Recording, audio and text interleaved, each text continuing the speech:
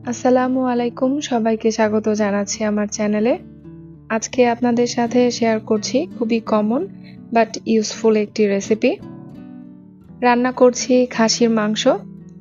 অনেক সময় দেখা যায় যে খাসির মাংস রান্না করলে একটা গন্ধ থাকে, অনেকেই গন্ধের কারণে খেতে পারেন না।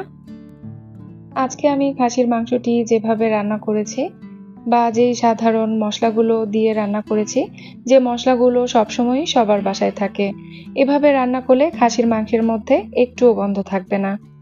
সো দর্শক, আর কথা না বাড়িয়ে চলুন দেখে নেওয়া যাক রেসিপিটি। এখানে আমি 2 কেজি খাসির মাংস ধুয়ে নিয়েছি। এলাচ, দারচিনি আর তেজপাতা নিয়েছি। এলাচটাকে একটু থেতো করে নিয়েছি।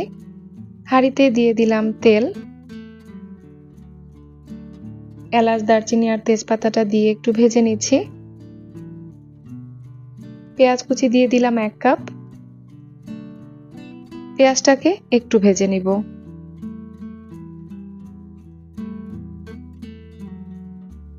মাংসের মধ্যে দেওয়ার জন্য আদা রসুন থেতো করে নিয়েছি। আদা রসুন বাটাটা এখানে ব্যবহার করব না। আপনারা চেষ্টা করবেন সদ্য আদা রসুন ছেঁচে এর মধ্যে ব্যবহার করার জন্য।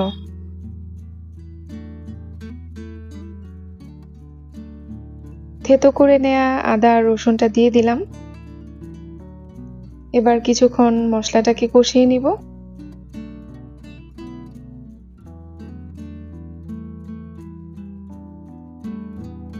অল্প একটু পানি দিয়ে দিলাম। দিয়ে দিচ্ছি 1.5 টেবিল চামচ জিরা বাটা, 1 চা চামচ আদা বাটা আর 1 চা চামচ রসুন বাটাও দিয়ে দিলাম। খাসির মাংসের মধ্যে রসুন বাটাটা একটু বেশি পরিমাণে দিতে হবে। পানি দিয়ে এর মধ্যে অন্যান্য মশলা দিয়ে দিচ্ছি। মরিচের গুঁড়া দিয়ে দিলাম 2.5 চা চামচ,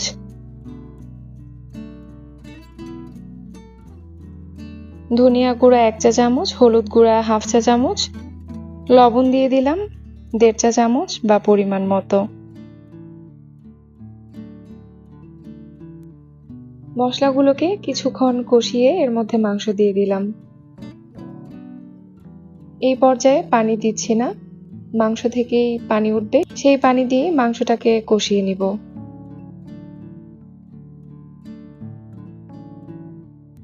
নেড়ে চেড়ে ঢেকে দিচ্ছি।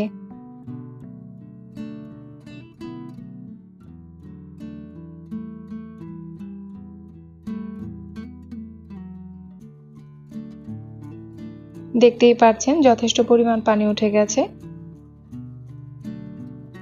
মাংসের মধ্যে যে পানি উঠেছিল এই পর্যায়ে পানিটা শুকিয়ে গেছে। 2 কাপ গরম পানি দিয়ে দিলাম।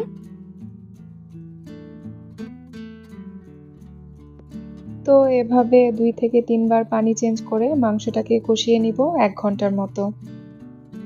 অবশ্যই গরম পানি ব্যবহার করতে হবে। খাসির মাংস গরুর মাংসের তুলনায় কিন্তু সেদ্ধ হতে কম সময় লাগে।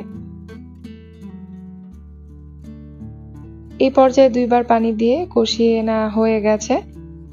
লাস্ট বারের মতো পানি অ্যাড করলাম। দিয়ে দিচ্ছি 1/2 চা চামচ রাঁধুনি গুঁড়া আর 1/2 চা চামচ মিষ্টি জিরা গুঁড়া। 4টা আস্ত রসুন দিলাম। এই মশলাগুলো দিয়ে আরো কিছুক্ষণ মাংসটাকে কষিয়ে নিব। রাঁধুনি আর মিষ্টি জিরা গুঁড়া দিতে হবে 1 চা চামচ করে। এই পর্যায়ে 1/2 চা চামচ দিলাম, বাকিটুকু রান্নার শেষ পর্যায়ে অ্যাড করব।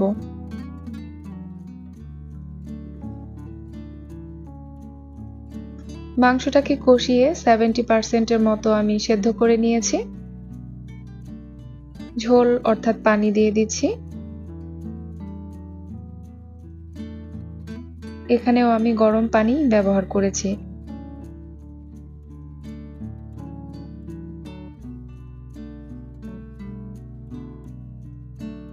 এই পর্যায়ে খাসির মাংস হয়ে গেছে। দিয়ে দিচ্ছি জিরা, এলাচ, দারচিনি আর তেজপাতা গুঁড়া। এলাচ, দারচিনি, জিরা, তেজপাতা তেলে গুঁড়া করে নিয়েছিলাম, ওইটা দিয়ে দিলাম 1 চা চামচ। আরও দিয়েছি 1/2 চা চামচ করে রাঁধুনি আর মিষ্টি জিরা গুঁড়া। 5 থেকে 10 মিনিট দমে রেখে তারপর খাসির মাংসটা চুলা থেকে নামিয়ে নিব। আপনারা যদি এভাবে খাসির মাংস রান্না করেন তাহলে মাংসের মধ্যে একটুও গন্ধ থাকবে না। ট্রাই করে দেখতে পারেন। সো দর্শক, আজ এ পর্যন্তই। পরবর্তী ভিডিও দেখার আমন্ত্রণ জানিয়ে শেষ করছি। সে পর্যন্ত সবাই সুস্থ থাকুন, ভালো থাকুন। আল্লাহ হাফেজ।